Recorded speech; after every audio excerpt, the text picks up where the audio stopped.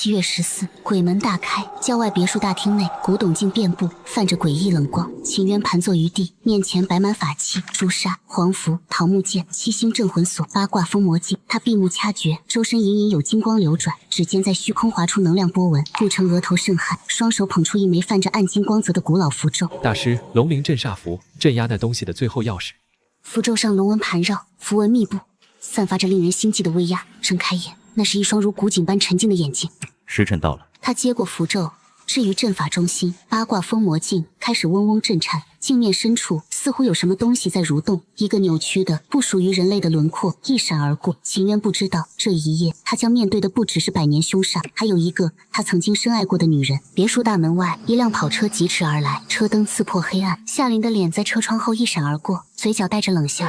砰！大门被一脚踹开，手机补光灯的强光直直照进大厅，刺得人睁不开眼。夏琳踏光而入，身后跟着7、8个人，染黄毛的混混，膀大腰圆的壮汉，举着手机的小网红。他举起手机，镜头对准秦渊，直播间人数327。家人们，看看我抓到了什么！我那个整天神神秘秘的男朋友，大半夜不回家，在这儿装神弄鬼。左屏弹幕滚动，哈哈，前排吃瓜，什么情况？右屏盘坐阵中。眉头紧锁，结印的手势未停。7月14，封魔仪式最关键的时刻，任何干扰都可能让百年准备毁于一旦。而此刻闯入的是他最亲近的人。夏琳大步走到秦渊面前，他弯腰将手机镜头怼到秦渊脸前，来，让家人们看看我们这位大师是怎么装神弄鬼骗钱的。夏琳，现在不是胡闹的时候，马上带你的人离开。夏琳夸张后退一步，哟，还威胁上了，不离开会怎样？你要用法术咒我吗？哈哈哈哈！弹幕疯狂滚动，笑死！这演技我给满分，渣男装的还挺像主播怼他。夏琳的目光扫过地上法器，突然盯住了那枚龙鳞镇煞符，古朴厚重，暗金光芒流转，一眼便知价值连城。他的眼神从嘲讽变为狐疑，再转为嫉恨。秦渊，我说你怎么突然有钱了？这是哪个富婆送你的定情信物吧？直播间人数突破3万，弹幕炸裂。夏琳一把揪住秦渊衣领，将他从地上拽起来，两人面对面，呼吸相闻。秦渊眼中沉静隐忍，深处藏着一丝警告。夏琳眼中疯狂兴奋，被流量和表演欲点燃。夏琳，放手！我最后说一次，离开这里，否则你们都会死。夏琳愣了一秒，随即大笑，都会死，哈哈哈！来，让我们死一个看看。他高高扬起手掌，直播镜头对准，手掌划过空气，秦渊的表情从隐忍到凝固。一声清脆的啪，耳光炸响，秦渊的脸被打偏，5道指印迅速浮现，由红转紫，直播间人数突破10万，弹幕如潮，打得好！10万人在屏幕那头狂欢，却不知道自己正在见证一场屠杀的开始。秦渊缓缓转回头，嘴角一丝血迹渗出，他没有看夏琳，目光越过他的肩膀，看向他身后那面巨大的落地古董镜，镜面上有什么东西在动。夏琳，你带来的这些人，有几个是你的朋友？都是，怎么了？怕被群殴？记住他们的脸，因为很快你就再也看不到完整的他们了。夏琳被他的眼神吓住，下意识后退一步，随即恼羞成怒。家人们，这种骗钱又威胁人的渣男，我们该怎么办？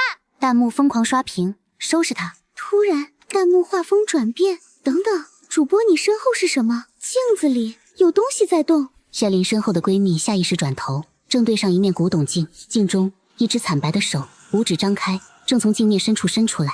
那只手从镜中伸了出来，闺蜜瞳孔瞬间放大，喉咙里发不出任何声音。她眼球翻白，口吐白沫，直挺挺向后倒去，身体砸在地上，四肢抽搐，像离水的鱼。大厅里所有人僵住了，黄毛笑容凝固，壮汉拳头悬空，小网红手机差点脱手，血色尽退，惨白如纸。这是什么？你搞的什么鬼？我没有搞鬼，他本来就在这里，我本来可以把他镇住。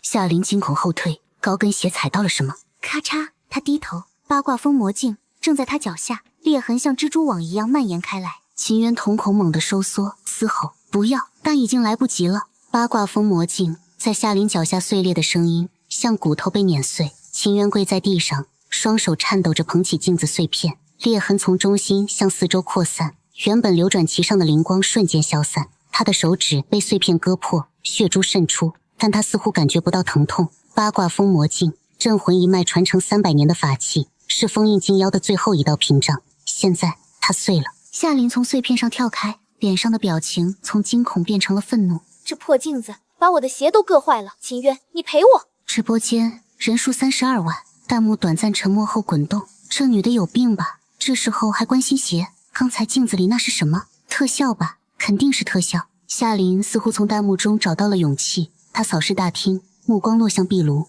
壁炉里火焰熊熊，供桌上摆放着七星镇魂锁，还有这些破烂玩意儿，全都是骗人的道具。他大步走向供桌，住手，那不能碰！黄毛和壮汉从两侧扑上来，将秦渊按倒在地。夏琳的手抓住了七星镇魂锁，就这一根破绳子，放手，那是封印的关键，放手！夏琳被他的反应刺激到，反而更加兴奋。关键那正好。他转身面向壁炉，火焰在他脸上投下摇曳的光影，他的眼睛里闪烁着恶意的光芒。家人们看好了，所谓的法器遇到火会怎样？秦渊拼命挣扎，黄毛和壮汉死死压住他，他只能眼睁睁看着。夏琳的手松开，七星镇魂锁坠入火焰，火焰中法锁瞬间被火蛇吞噬，凝聚了秦渊数年心血的符文，在高温下一一崩解，发出噼啪的碎裂声，像在哀鸣。秦渊停止挣扎，他跪伏在地上，看着壁炉中的火焰，脸上不是愤怒，不是绝望，是空洞，彻底的、完全的空洞。完了！什么完了？你还演？八卦封魔镜碎了七星阵，魂锁烧了，现在没有任何东西能阻止他了。话音落下，别墅内温度骤降，所有人呼出的气都变成了白雾。咯咯咯咯咯咯，一阵孩童般的诡异笑声从四面八方传来，分不清是从哪面镜子里发出的，因为所有的镜子都在笑。黄毛松开秦渊，惊恐四顾。什么声音？谁在笑？几个小网红抱成一团，牙齿打颤。夏琳僵在原地，第一次真正的恐惧爬上了她的脸。大厅主墙上的落地古董镜镜面起了变化，不再倒映大厅景象，而是变成了一片深不见底的黑暗。黑暗中有什么东西在动，在爬，在凝视着他们。秦渊缓缓站起身，声音像从九幽传来：你知道你们刚才做了什么吗？你别过来！你们亲手释放了他。他嘴角勾起一抹笑，那笑容比哭声还让人心寒。身后那面落地镜中，一只惨白尖锐的利爪猛然伸出镜面，利爪破镜的声音像指甲划过黑板，落地镜镜面像水面一样起了涟漪。一只惨白的细长扭曲的手从镜中伸出，五指张开，指甲漆黑如墨。那手在空气中抓握了一下，像在感受自由的气息，然后缩回去了。镜面恢复平静，大厅里死一般的寂静。刚才那是什么？幻觉，一定是幻觉。网红 A 举起手机回放，手机屏幕上只有一片雪花噪点，什么也没录到。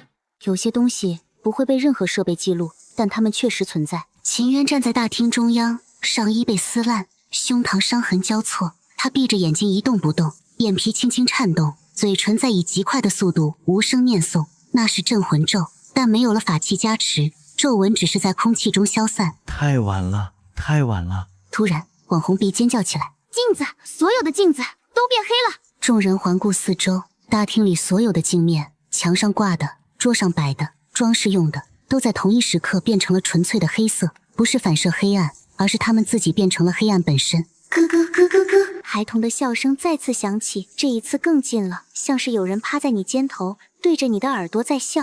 所有人开始崩溃，有人蹲下抱头，有人哭喊着往外跑。黄毛冲向大门，拼命拉门把手，门纹丝不动，像被焊死在门框上。壮汉抄起椅子砸向窗户，椅子碎裂，窗户玻璃连一条划痕都没有。窗户外面是浓稠的几乎凝固的黑暗，不是夜色，是有什么东西包裹住了整栋别墅。禁妖的领域已经展开，在这片领域里，它就是规则本身，没有它的允许，谁也出不去。夏琳终于彻底慌了，她扑向秦渊，抓住他的手臂，指甲深深掐进他的肉里。秦渊，你搞的鬼对不对？快让他停下！秦渊缓缓睁开眼，低头看他。我？他笑了，笑声沙哑，带着无尽的讽刺。我已经什么都没有了，八卦镜被你踩碎，镇魂锁被你烧掉，我现在和你们一样。他抬头看向那面最大的落地镜，只是他的猎物。落地镜中黑暗翻涌，一个扭曲瘦长的身影正在黑暗中缓缓凝聚成形。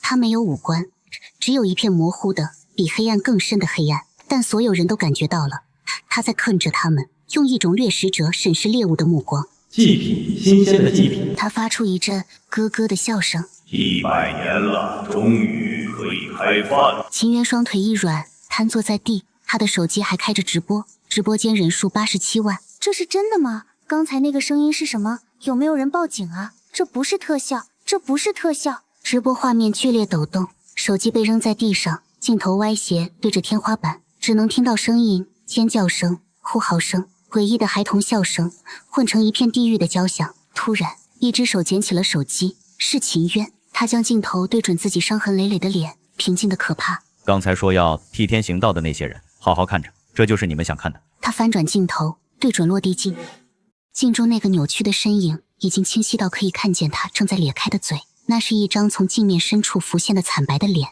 没有眼睛，但有一个洞，应该是嘴的地方，正在一张一合。他的嘴在无声地念着什么，仔细看可以辨认出唇语：找到你了。一声穿破云霄的尖叫，大厅里一片混乱，人们四散奔逃，但无处可去。所有门窗都被诡异的黑雾封死，他们像困在笼子里的老鼠。金妖的身影在无数镜面间穿梭，快得像一道惨白的闪电。孩童的笑声忽左忽右，让人无法判断他的位置。1个、2个、3个，选哪个呢？他的脸贴在一面小镜子上，歪着头做出思考的姿态。那姿态模仿的是人类孩童，但放在那张没有五官的脸上，只有无尽的诡异。他看向了大厅角落里瑟瑟发抖的黄毛。就你了，你身上有让本座不喜欢的味道。他在说谁？他在说谁？他面前的化妆镜里，静妖的脸缓缓浮现，与他面对面只隔着一层玻璃。黄毛的瞳孔瞬间放大，镜中伸出2只惨白的手，一只捂住黄毛的嘴，一只抓住他的头发。他将他往镜子里拖，黄毛拼命挣扎，指甲断裂在镜框上，留下10道血痕。黄毛的脸一点一点被拖进镜面，镜面像水面一样吞没了他的头，然后是肩膀，然后是上半身。镜子恢复平静，映出的只有空荡荡的大厅。大厅里鸦雀无声，所有人呆呆地看着那面镜子。镜中黄毛的脸一闪而过，张着嘴无声的尖叫，然后消失。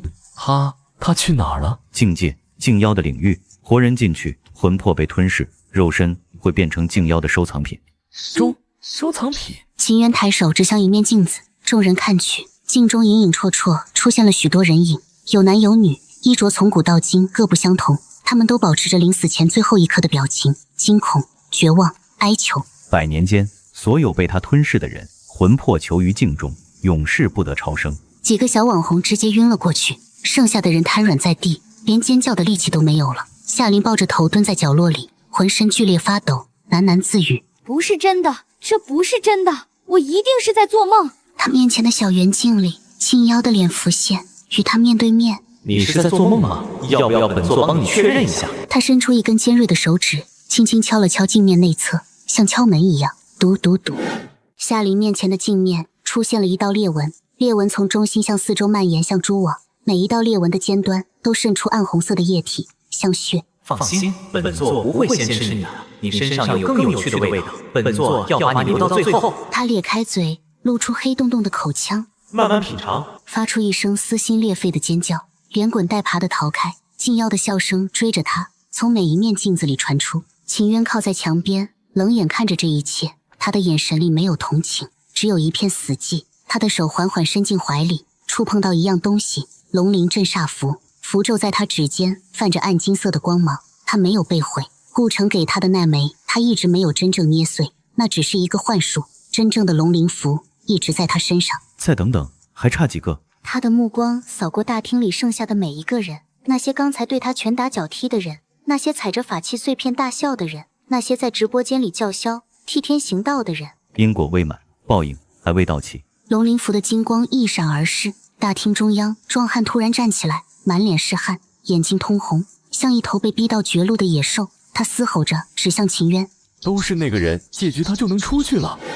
绝境中，人会把恐惧转化为愤怒，把愤怒倾泻在最容易攻击的目标上。几个男人像猎狗一样朝秦渊围过来，拳脚如雨点般落在秦渊身上。他抱着头蜷缩起来，任凭他们殴打，不躲不挡不求饶。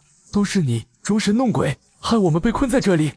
弄他，他扔给那个妖怪，用他换我们出去。夏琳也站了起来，恐惧让他的脸扭曲变形，但他看到秦渊被打，眼中竟然又燃起了那种恶意的光。喂，都是他才是骗子，把他交出去！他冲向秦渊，不是打他，而是撕扯他腰间挂着的布带，一个灰扑扑的不起眼的布带。布带被扯开，里面滚出几枚铜钱、几张黄符、一块木牌，将这些东西踢散，用高跟鞋狠狠踩碎。让你装，把这些破烂全毁了，看你还怎么装！铜钱在他脚下碎裂，黄符被踩成纸屑，木牌上面刻着镇魂司秦渊，被他一脚踩成2截。秦渊的身体剧烈颤抖了一下，这是他的身份牌，镇魂司弟子的唯一凭证，碎了。秦渊埋在手臂里的脸，嘴角一丝血迹渗出，但他在笑，一种可怕的、让人毛骨悚然的笑。够了，够了！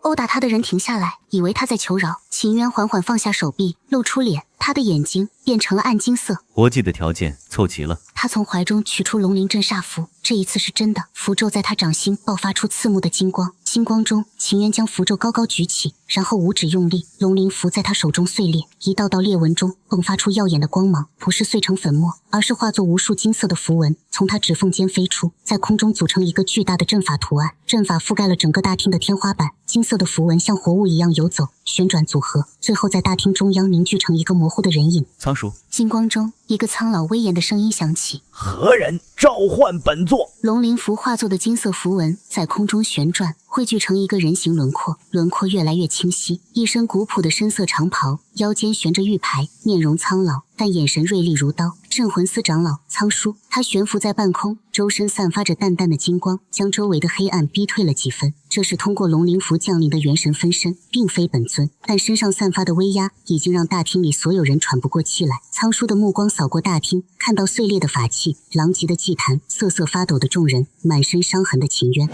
仓叔目光最后落向那面落地古董镜，镜中镜妖的身影正缓缓后退，缩进镜面深处，他也在恐惧。百年镜妖封印被破，法器尽毁，封印仪式中断。秦渊解释。秦渊跪直身体，赤裸的上身伤痕累累，脸上有巴掌印，手背有高跟鞋踩出的血洞，但他没有诉苦，只是用最简洁的语言陈述了事实。7月14，弟子奉命镇压镜妖，封魔阵法即将完成之际，这些人闯入。他抬手指向夏林等人，他们毁坏法器，破坏封印仪式，八卦封魔镜被踩碎，7星镇魂锁被投入火中焚毁，弟子阻止不及，镜妖脱困，已有至少1人被拖入境界，魂魄被吞噬。仓叔听完，沉默了3个呼吸的时间，然后再次扫视那群人。这一次，他的目光里多了一种东西——审判。你们可知罪？姐你装神弄鬼！没有动怒，只是抬起一根手指，轻轻一点，壮汉的身体突然僵住，他的影子突然活了，脱离地面，像一条黑蛇一样缠绕上壮汉的身体，勒住他的脖子。本座乃镇魂司第3长老，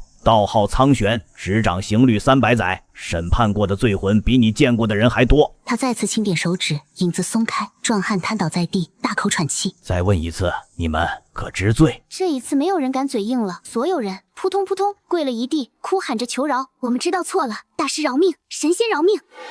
夏林也跪在地上，但他低着头，眼神里依然有不服。仓叔的目光落在他身上。你是秦渊的道侣？是的，我是他女朋友，前辈，这是误会。秦渊缓缓开口，声音冰冷。弟子与他已无瓜葛，今日封印被毁，他是主使。夏林的表情僵住了。秦渊，你血口喷人，我没有。抬手，夏林的嘴像被无形的手捂住，发不出声音。这些亲手毁掉法器、释放妖邪的凡人，你打算如何处置？秦渊沉默了1个呼吸的时间，然后抬起头，暗金色的眸子里没有任何情绪波动。仓叔，弟子有一事相询，这些人可算作增强镜妖力量的活祭。话音落下，大厅里死一般的寂静，所有人都呆呆地看着，不明白活祭是什么意思。但仓叔明白，仓叔的眼神第一次有了变化，他看着自己这个徒弟看了很久。你知道活祭意味着什么？弟子知道，以活人之魂魄为引，催动血祭大阵，将镜妖重新封印，代价是祭品的魂魄会被永远囚于境界，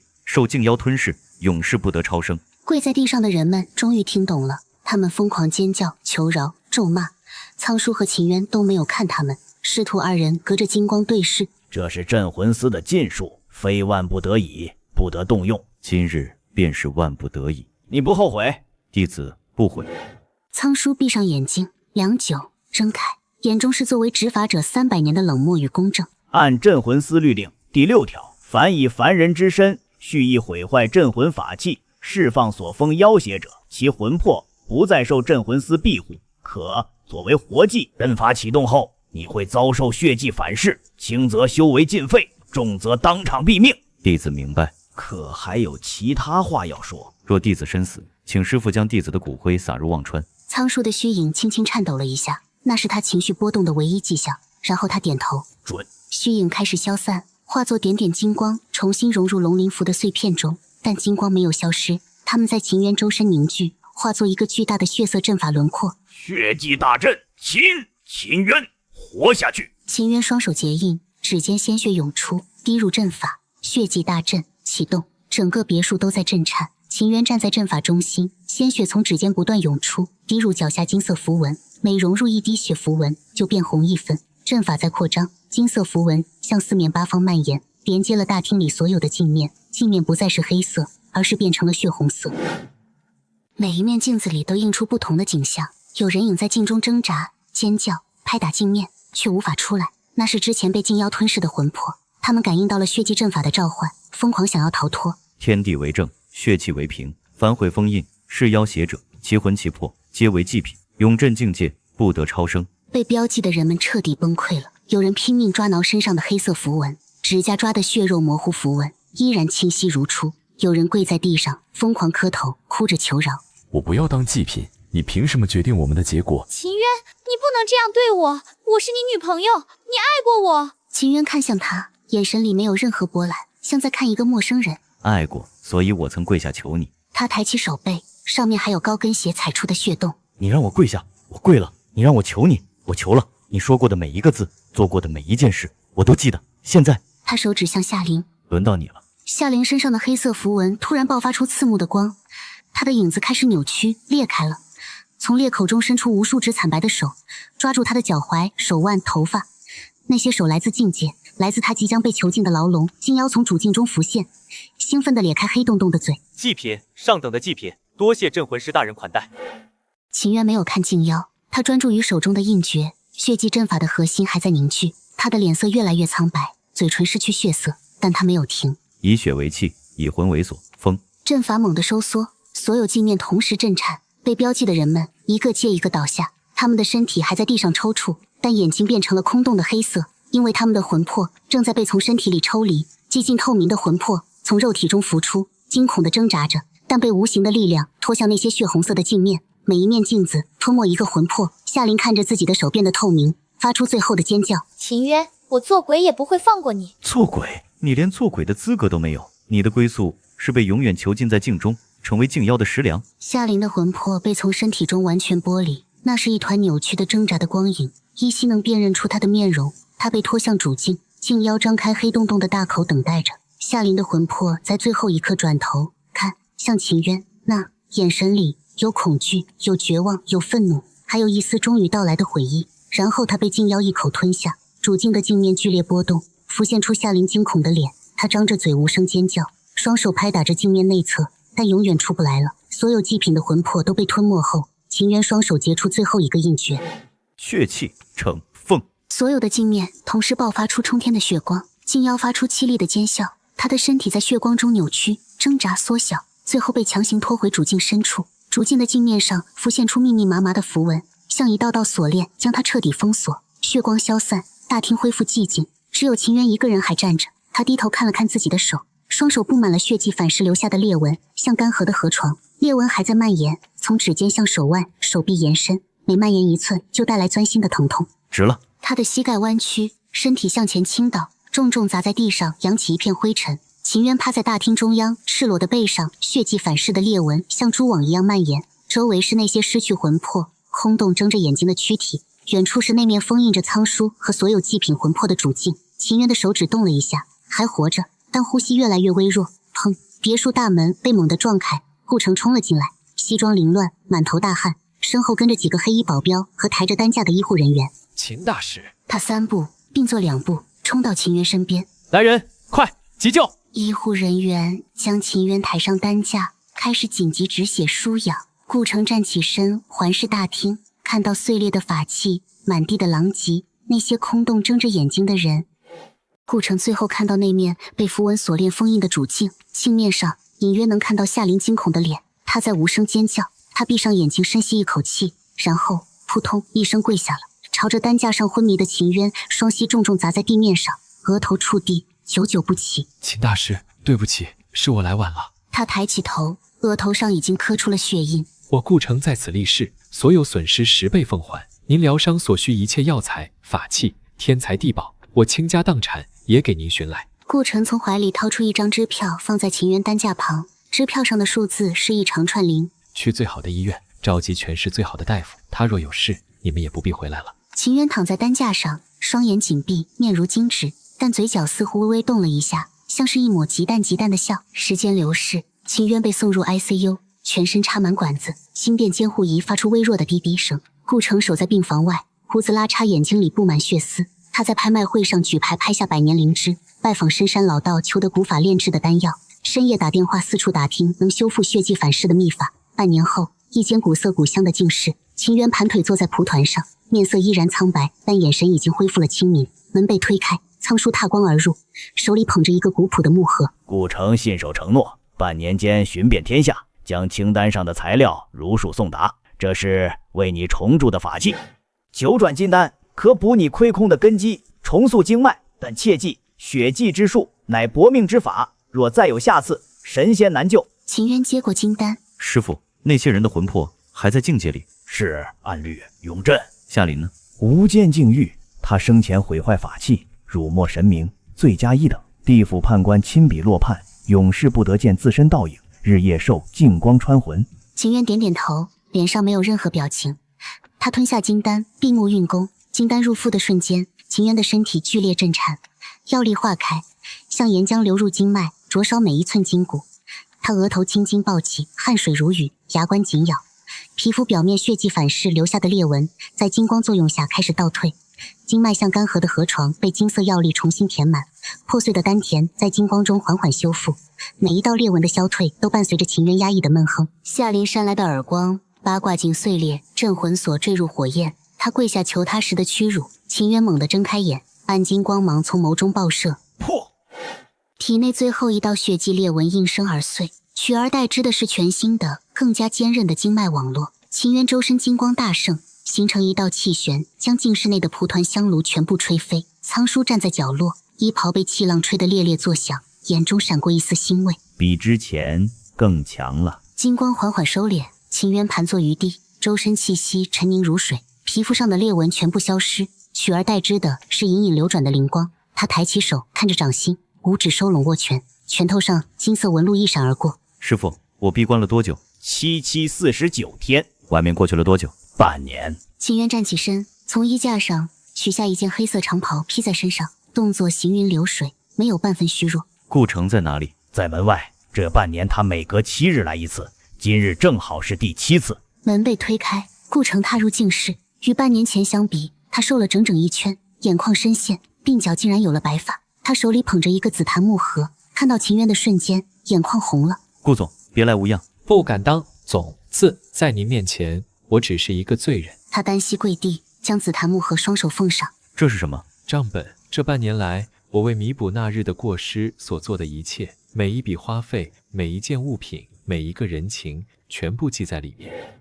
秦渊打开木盒，里面是一本厚厚的手写账册，翻开，密密麻麻的字迹。3月初7，百年灵芝1株，成交价370万。3月15，求得护心草3株，代价承诺为当地镇压1处凶宅。4月初2，求得9转回春丹单方，代价古法器1件。5月初10，收购百年雪蛤1只，成交价210万。6月18，南海求得深海寒铁1块，用于重铸7星镇魂锁。一页页翻过，每一笔都是天文数字，每一页都是心血。这些你本不必做。不，我必须做。那日若不是我迟到1个时辰，您不会被逼到动用血祭大阵；若不是我引狼入室，不会有机会闯入。您差点死在那里，而我只能在直播回放里看着这一切发生。每天晚上我都会梦到那个画面，您跪在地上求他，他把镜子扔进火里。秦渊沉默良久，起来吧。顾城没有动。我说起来。他的声音里多了一丝不容置疑的威压。顾城站起身。那日的账你已还清，夏林是夏林，你是你，他造的孽不该由你承担。他将账册放回木盒，递还给他。这个你自己留着，当做提醒，以后再请镇魂师做事，不要迟到。顾城愣住，然后眼泪落了下来。秦大师，谢谢。秦渊转身看向窗外。还有一件事需要你去做，我要那日闯入别墅所有人的资料。顾城从怀中取出牛皮纸信封。已经准备好了，一共13人，全部在里面。秦渊抽出文件，第1页是夏林的资料，照片上他妆容精致，笑容甜美。现况栏写着：因故意毁坏财物罪、诽谤罪，判处有期徒刑3年，关押于市第2女子监狱，预计2年后出狱。他入狱后，网红公司倒闭，账号被封，父母登报与他断绝关系。秦渊翻到下一页，黄毛现况：禁妖事件后成为植物人，靠呼吸机维持生命，家属已放弃治疗。在下一页，壮汉。现况：植物人，家属已放弃治疗。13个人，13个植物人，他们的魂魄被困在境界，肉体变成了永远醒不过来的空壳。我知道了，因果已经落下，接下来是他们的果报时间。他走到窗边，推开窗户，外面是繁华的都市夜景，车水马龙，灯火辉煌。而我也该去看看那面镜子里的世界了。您要进入境界。深夜，秦渊独自站在别墅大厅，那日血战的地方，那面被符文封印的主镜依然挂在墙上，镜面上血色的符文锁链缓缓流转。秦渊走到主镜前，指尖轻触镜面，低声念诵：镜中戒，戒中镜，以血为药，开门。指尖渗出一滴血，落在镜面上。血滴融入符文的瞬间，镜面起了变化，像水面被投入石子，涟漪一圈圈扩散开来。符文锁链开始旋转移动，最后在镜面中央出现了一个漩涡，漩涡深处隐约可以看到另一个世界。秦渊深吸一口气，一步踏入漩涡，整个人被镜面吞没。他睁开眼，站在一个颠倒的世界里，天空在脚下，地面在头顶，所有的景物都是反的，这里只有一种颜色，镜面的银白色。这是境界的第一层，倒影之域。无数镜面碎片漂浮在空中，每一片都映出不同的景象。秦渊向前走去，周围的镜面碎片中出现了人影。第一块碎片，穿着清朝官服的男人被铁链锁在椅子上，嘴巴一张一合，无声惨叫。第二块碎片，民国旗袍女人对着镜子梳头，露出血淋淋的头皮。第三块碎片，现代打扮的年轻人拼命在镜面上写字，写完就被抹去，永无止境。这些都是禁妖100年来吞噬的魂魄，每个人都在重复自己生前最恐惧的场景，这是禁妖的消遣。看着他们受苦，突然一块碎片飘到他面前，里面映出一张熟悉的脸，黄毛。他跪在地上，镜中的自己正撕扯他的头发，一把一把连着头皮扯下来。黄毛在尖叫，但叫声传不出镜面。你生前最得意的就是这头黄发，现在你要亲手把它扯光，一遍又一遍，永无止境。黄毛猛地抬头看到了碎片外的秦渊，他疯狂扑向镜面拍打着，口型清晰可辨：救救我，求求你，救救我！秦渊与他对视，平静地说：那日我求你放手，你笑了，现在轮到你求我了。他伸出手，轻轻一弹镜面，碎片飘走了。黄毛的绝望表情在视野中越来越远。又一块碎片飘来，里面是壮汉，他被无数只镜中的手抓住，往不同方向撕扯，胳膊、腿、头颅被拉得越来越长，但永远不会断裂。你生前用这双手按住我，让你的人对我拳打脚踢，现在你的身体要被永远撕扯，求死不能。他弹开壮汉的碎片，继续向前，越来越多的碎片飘过，每一块里都是那日闯入别墅的人，每一个都在承受着与他们罪行对应的惩罚。终于，秦渊停下了脚步，在他面前悬浮着一块比别的碎片都要大的镜面，里面是一个女人，她跪在地上，周围是无数的镜子，但所有的镜子都是空的，没有她的倒影。她拼命想要在镜中看到自己，但无论转向哪一面镜子，里面都是空白。她在尖叫，在抓挠镜面，指甲断裂，血肉模糊。那个女人的脸，夏琳。夏琳，好久不见。夏琳猛地抬头，那张曾经甜美可人的脸，此刻因极致惊恐而扭曲。她疯狂扑向镜面，拼命拍打，口型清晰可辨：秦渊，救我！求求你救我！我知道错了。秦渊沉默良久。你知道你被判了什么刑罚吗？夏琳的嘴唇颤抖。无间禁欲，永世不得见自身倒影，日夜受净光穿魂之苦。你现在经历的只是开始，10年后你会忘记自己的长相，100年后你会忘记自己是人，1000年后你会变成和镜妖一样的东西，失去自我，只剩吞噬的本能。夏琳瘫软在镜中，她的眼神里终于出现了真正的绝望，不是恐惧，不是愤怒，而是意识到一切已经无法挽回的彻底的绝望。求求你，让我魂飞魄散，不要再折磨我了。我不能，你的刑罚是地府判官亲笔所判，我无权更改，而且他背对着镜面，我也不想改。秦渊抬步离去，身后夏琳的无声尖叫追着他，他没有回头，在境界中继续前行，周围的碎片逐渐变得稀少，前方出现了一面巨大的镜壁，像一座山崖横亘在眼前。镜壁表面血色的符文锁链密密麻麻覆盖着，这是境界的核心，封印之壁。镜妖的本体就被镇压在这面镜壁深处。秦渊走到镜壁前，抬手触碰。镜妖，我知道你醒着。镜壁沉默了一会儿，然后一个孩童般的声音从深处传来：镇魂师大人，好久不见，是来看本座的囚犯们过得好不好吗？镜壁表面浮现出一张惨白的脸，没有五官，只有模糊的轮廓，但可以感觉到他在笑。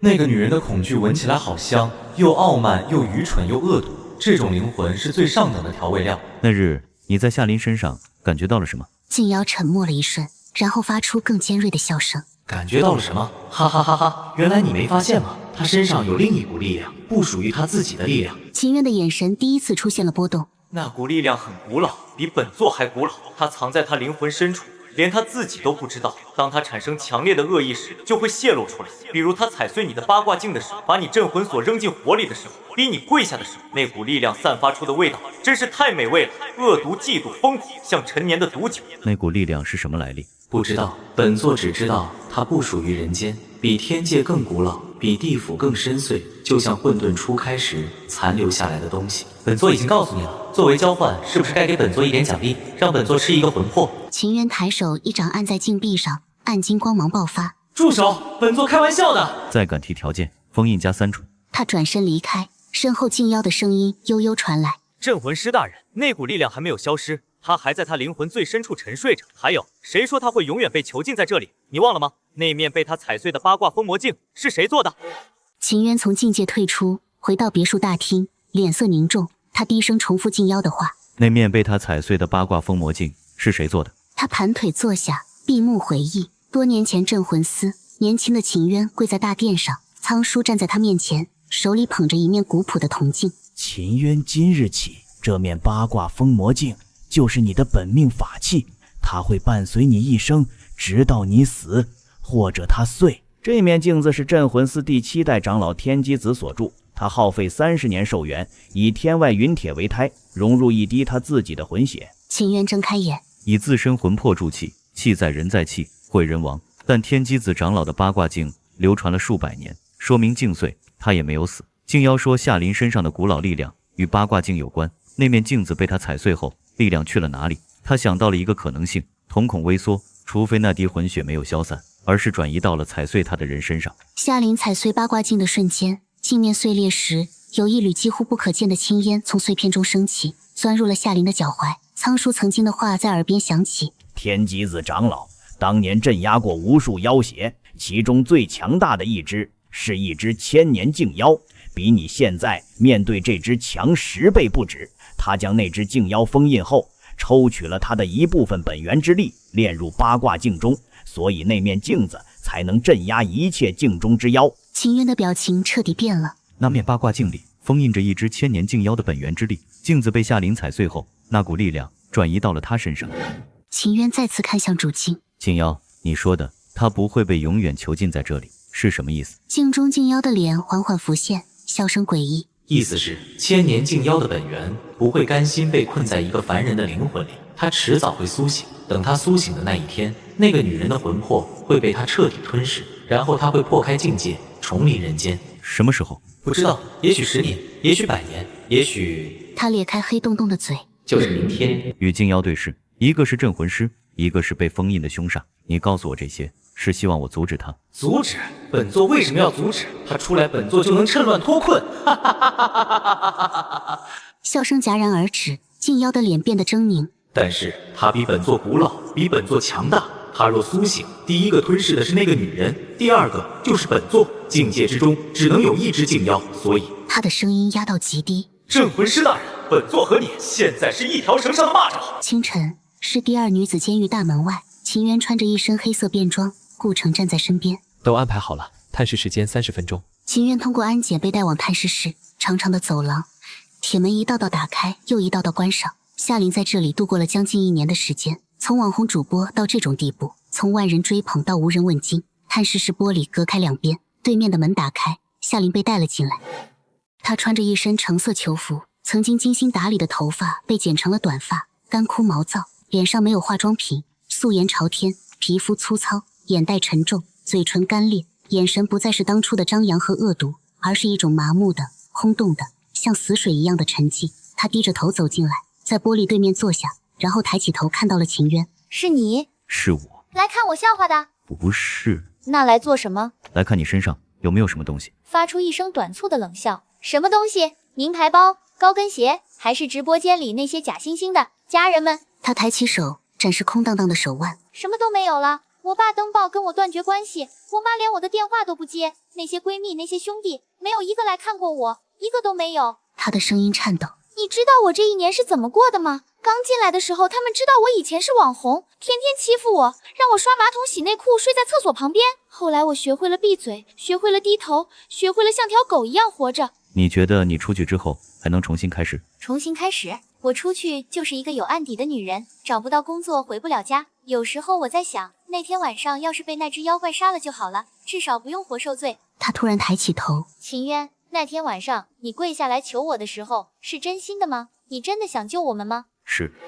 夏琳的眼泪夺眶而出。对不起，对不起，我当时我不知道我怎么了，我就像着了魔一样，只想毁掉你，只想证明你是错的。我想看你出丑，想让所有人都笑话你。我不知道我为什么要那样做。秦渊眼神一凝，着了魔一样，这几个字印证了他的猜测。夏琳，接下来我要问你几个问题，你要认真回答。从小到大，你有没有经历过什么奇怪的事？比如照镜子的时候，看到镜子里的人在做和你不一样的动作。有过，小时候我对着镜子梳头，镜子里的我突然笑了一下，但那时候我没有笑。高中的时候有一次和同学吵架，很生气，回家对着镜子骂他，镜子里的我表情特别狰狞，把我自己都吓了一跳。后来我把那面镜子砸了，砸了之后呢？换了一面新镜子，就没再发生过那种事了。那面被你砸碎的镜子是从哪里来的？是我奶奶留给我的，她说那是祖上传下来的，有100多年了，让我好好保管。但我砸碎之后怕被骂，就偷偷扔掉了。秦渊的手在桌面下悄悄攥紧。你奶奶姓什么？姓姬，女臣那个姬。秦渊瞳孔剧烈收缩。姬姓，镇魂司第7代长老，天机子俗家姓，正是姬，是天机子的后人。那面被他砸碎的古镜，是天机子留给后人的护身法器，里面蕴含着他的一缕魂血，或者说千年禁妖的本源之力。夏琳砸碎镜子时，那股力量转移到了他身上，从此潜伏在他灵魂深处。那天晚上你带人去别墅之前，有没有照过镜子？你怎么知道？我确实照了。出门前我对着镜子补妆，然后我不记得了，我只记得我很生气，一定要去揭穿你。但现在回想起来，我也不知道为什么那么生气，就好像有人在我脑子里说，去啊，去毁了他，让所有人都看他的笑话。那个声音是你自己的吗？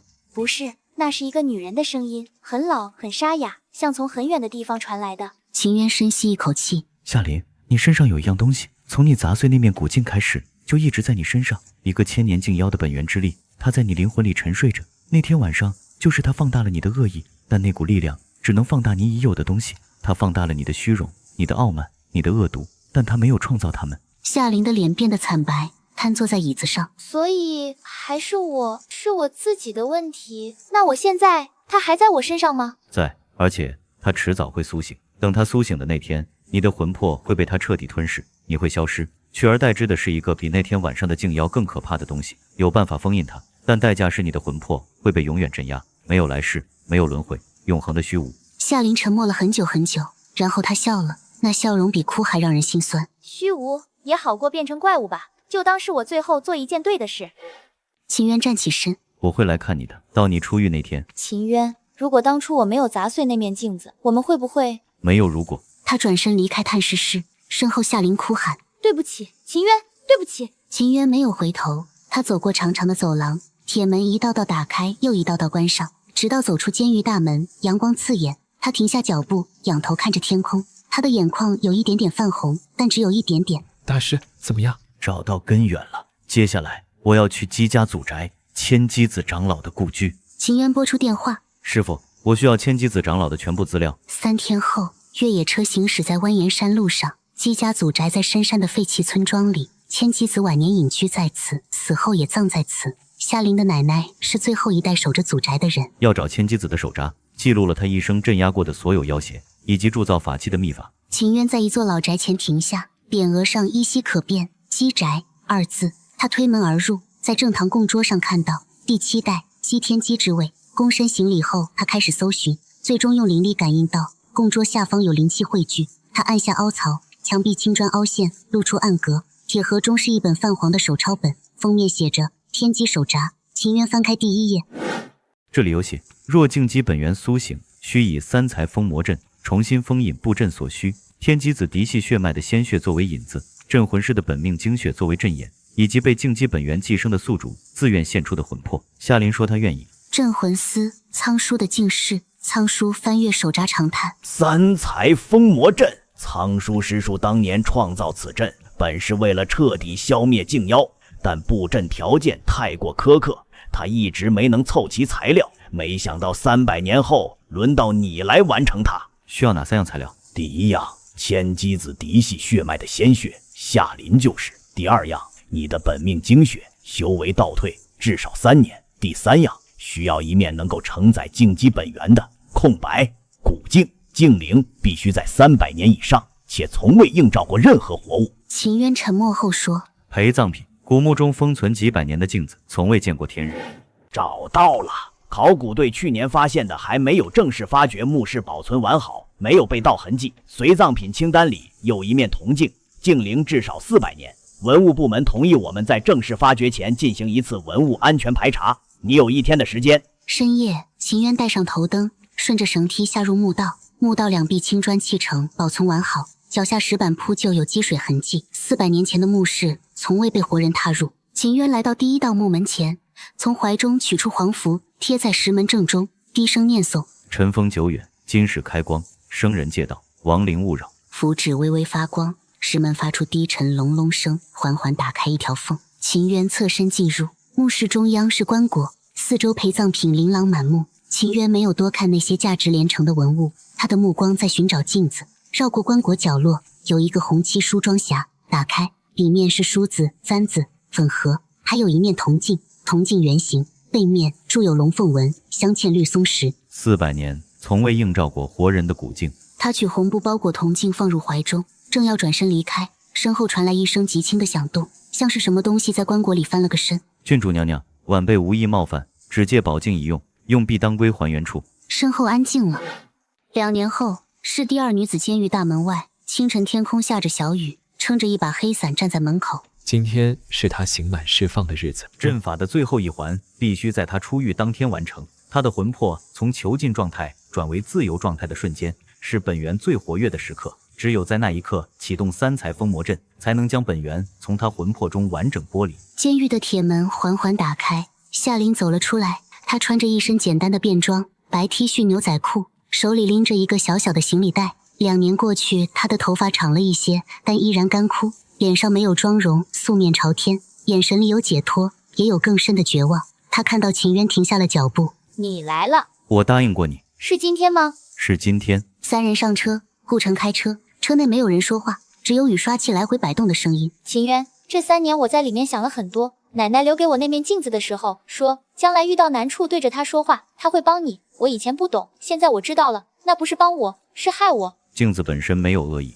是里面的东西。但我不该砸碎它，如果我没有砸碎它，那东西就不会跑到我身上。我这辈子好像每一步都走错了，遇到你本来是对的，但我又亲手毁了。侧过头看了他一眼，你后悔了？现在还来得及，我可以不启动阵法。不，我不后悔。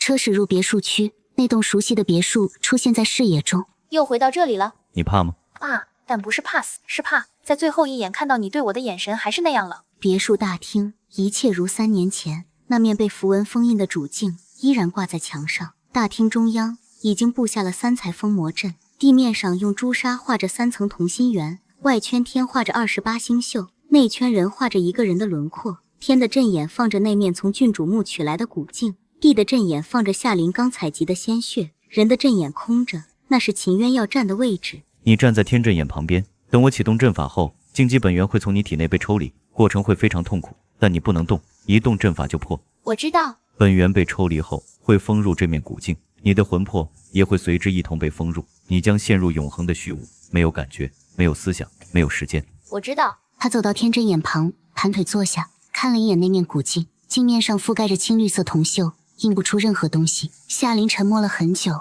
然后笑了。也好，我活了26年，最怕的就是被人看到真实的自己，现在终于不用再怕了。他抬起头看着秦渊，启动阵法之前，能不能答应我一件事？你说。叫我一声琳琳，就像以前那样。秦渊看着他良久。琳琳。夏琳的眼泪夺眶而出。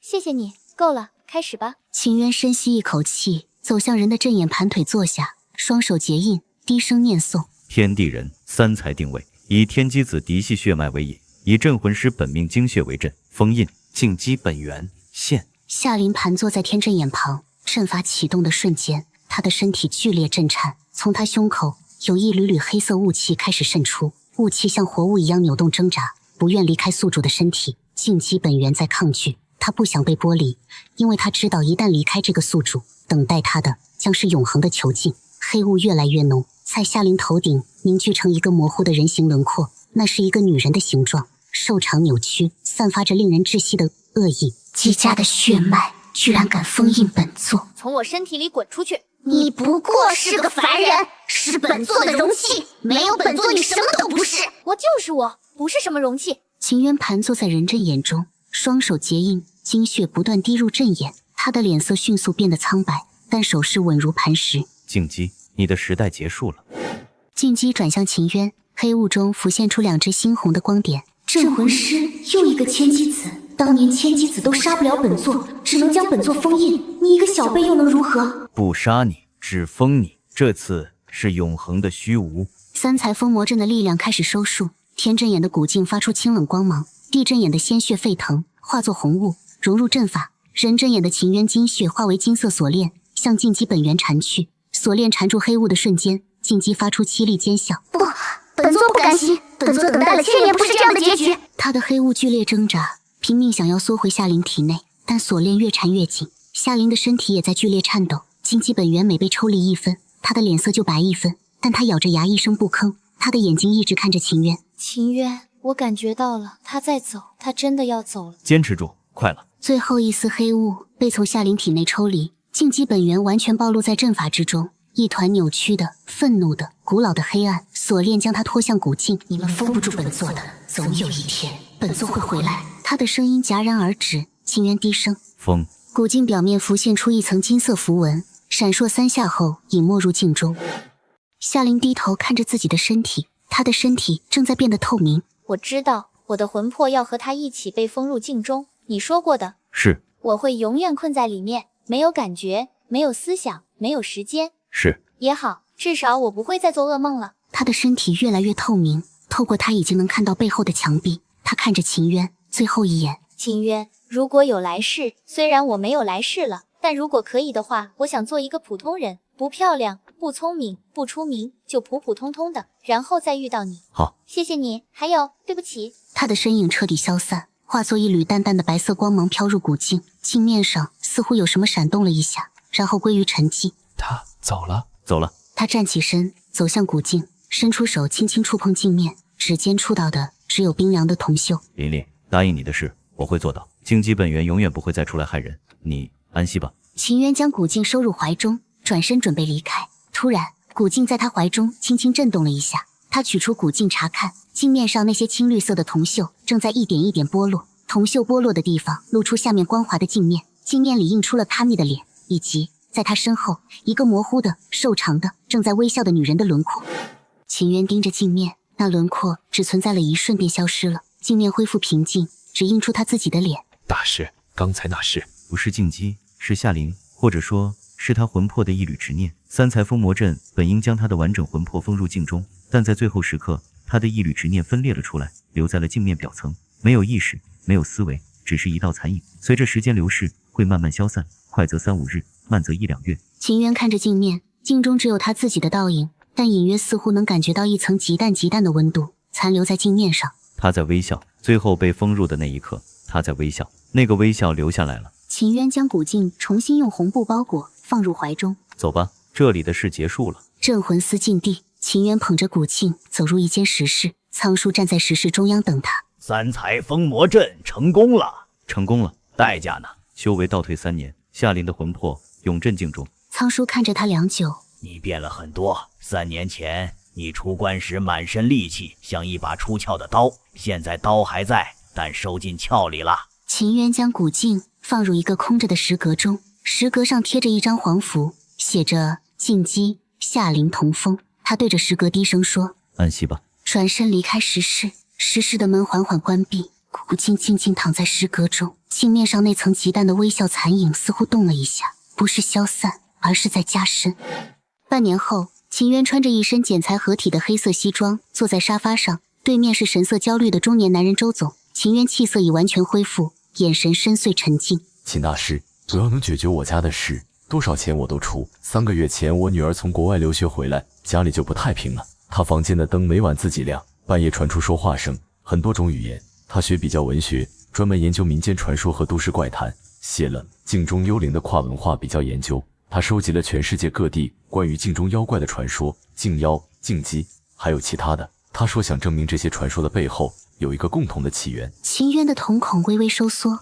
他现在整天阴沉沉的，喜欢对着镜子发呆，自言自语。只要他对着镜子说话，镜子就会从里面往外起雾，像有人在镜子那一面对着镜子哈气。秦渊站起身，带我去见他。周总千恩万谢的引路，秦渊跟着他走出办公室。在等电梯时，目光扫过走廊上的一面装饰镜，镜中他的倒影一切正常，但他走过之后，镜中的苍没有跟着走，而是站在原地，转过头看着秦渊离去的背影，嘴角缓缓勾起。秦渊猛地回头，走廊里的装饰镜平静地映着他的身影，一切正常。镇魂师的直觉告诉他，这不是错觉，有什么东西正在通过镜子注视着他，而且他不怕被他发现。